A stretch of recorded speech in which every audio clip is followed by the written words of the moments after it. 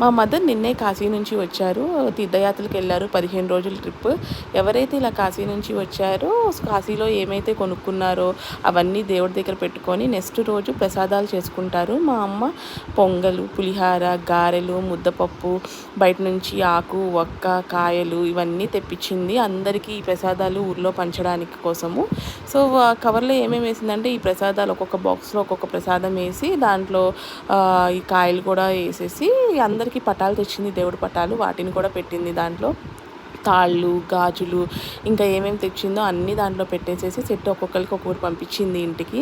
తర్వాత ఈ main reason ఏంటంటే కాశీ నుంచి రాగానే నెక్స్ట్ రోజు కాలభైరవుడికి దండం పెట్టుకొని పూజ చేసుకోవాలంట. కాలభైరవుడు అంటే కుక్క. సో కుక్కకి గారెలతో ఒక దండ చేసి ఇలా మెల్లో వేసి పసుపు, కుంకుమ, పూలదండ వేసి మా అన్నం పెడితే చాలా మంచిది. కాశీ నుంచి వచ్చిన వాళ్ళు ప్రతి ఒక్కరు ఇది చేయాలి అందుకని చేసింది. అందుకని